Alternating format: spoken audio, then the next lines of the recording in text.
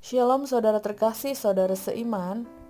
Pada video kali ini kita akan membahas mengenai cara berpakaian orang Kristen pada saat beribadah.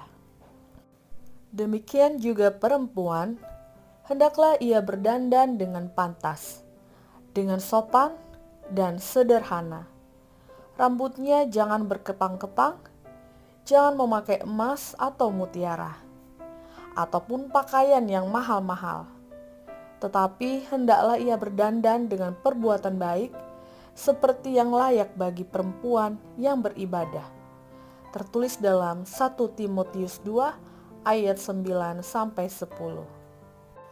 Perhiasanmu janganlah secara lahiriah, yaitu dengan mengepang-ngepang rambut, memakai perhiasan emas, atau dengan mengenakan pakaian yang indah-indah. Tetapi perhiasanmu ialah manusia batania yang tersembunyi dengan perhiasan yang tidak binasa, yang berasal dari roh yang lemah lembut dan tentram, yang sangat berharga di mata Allah. Sebab demikianlah caranya perempuan-perempuan kudus dahulu berdandan, yaitu perempuan-perempuan yang menaruh pengharapannya kepada Allah. Mereka tunduk kepada suaminya. Tertulis dalam 1 Petrus 3 ayat 3-5. Sebagaimana dalam segala perkara yang lain, kita mempunyai kesempatan untuk menghormati Allah kita dalam pakaian.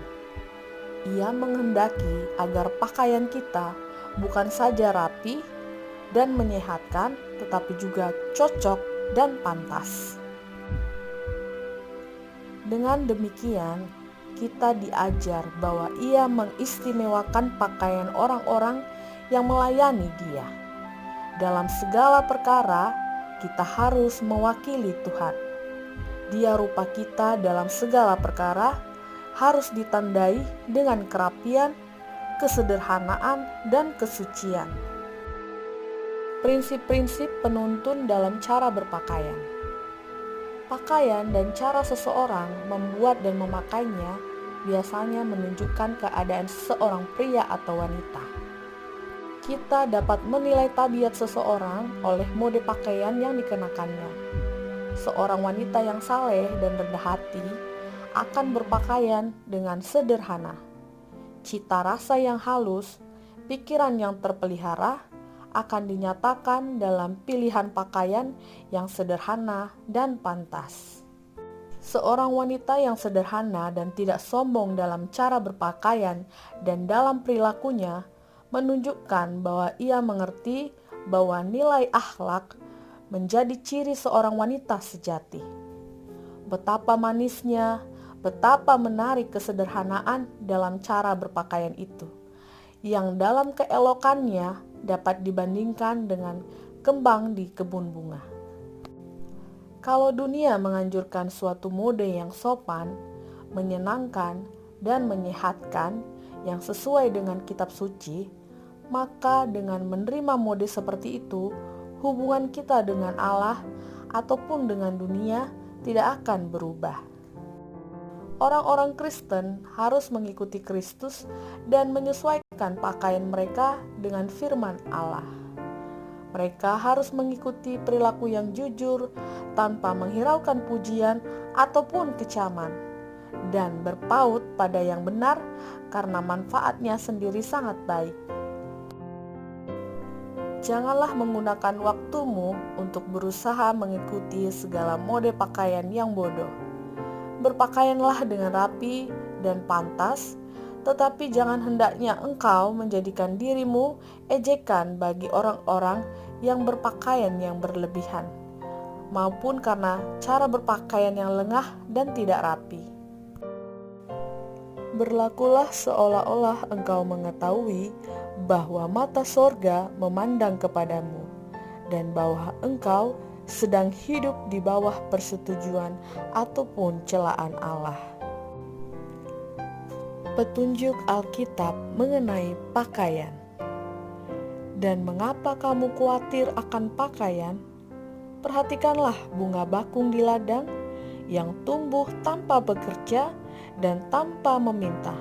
Namun aku berkata kepadamu, Salomo dalam kemegahannya pun tidak berpakaian seindah salah satu dari bunga itu. Matius 6 ayat 28 sampai 29. Kristus memperhatikan kegemaran pada pakaian, dan ia mengingatkan, bahkan ia memerintahkan para pengikutnya agar tidak menaruh perhatian terlalu banyak pada pakaian. Kesombongan dan keborosan dalam pakaian adalah dosa yang terutama cenderung dilakukan oleh kaum wanita. Sebab itu nasihat ini ditujukan kepada wanita langsung, yang mana emas dan mutiara atau pakaian mahal-mahal hanya sedikit nilainya bila dibandingkan dengan kelemah lembutan dan keramahan Kristiani. Dari 1 Timotius 2 ayat 9 sampai 10, kita dapat mengetahui kehendak Allah. Penyangkalan diri dalam cara berpakaian merupakan sebagian dari kewajiban kita sebagai orang Kristen. Berpakaian sederhana, menjauhkan diri dari pertunjukan perhiasan yang sesuai dengan iman orang Kristen yang taat kepada Tuhan. Cinta akan pakaian membahayakan akhlak dan menjadikan perempuan bertentangan dengan firman Tuhan. Wanita Kristen harusnya menerapkan kesopanan dan kesederhanaan. Keruntuhan tabiat sering sekali didahului oleh pemanjaan kesombongan dan sifat suka berlagak dalam cara berpakaian. Berpakaian mewah sering memudarkan kerinduan untuk berbuat baik terhadap sesama manusia. Pakaian, perbuatan, perkataan harus memberikan kesaksian bahwa kita adalah orang Kristen.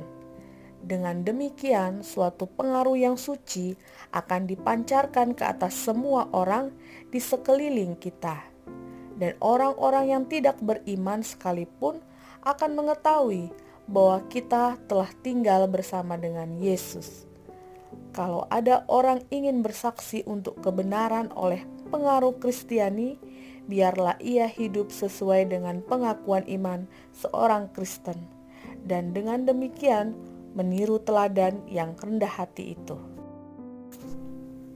Kesederhanaan yang murni dalam cara berpakaian, bila disatukan dengan budi pekerti yang sopan santun, akan banyak menolong seorang wanita muda guna menyelubungi dia dengan suasana aman yang suci yang akan melindungi dia dari berbagai bahaya. Berpakaian selayaknya lah sebagai seorang Kristen dengan sederhana. Hiasi dirimu dengan bersahaja seperti patutnya bagi perempuan yang hendak beribadah kepada Allah. Ada suatu pakaian yang boleh diusahakan untuk didapat oleh setiap anak dan orang muda dengan tidak menyebabkan berdosa. Itulah kebenaran orang-orang kudus. Jangan menyesuaikan diri dengan duniawi, sehingga wanita kehilangan pakaian itu, yaitu dari kemuliaan surgawi. Kalau saja mereka tabah dalam memperolehnya, sebagaimana ketekunan mereka dalam membuat pakaian mereka sesuai dengan ukuran masyarakat duniawi, tidak lama kemudian mereka akan berpakaian kebenaran Kristus, dan nama mereka tidak akan dihapuskan dari buku kehidupan. Kesucian hati dan bertabiat baik lebih indah daripada emas, baik untuk masa sekarang maupun untuk masa kekekalan. Hanya orang yang suci hatinya akan memandang Allah. Jadikanlah hatiku tahir ya Allah, dan perbaharuilah batinku dengan roh yang teguh. Mazmur 51 ayat 12.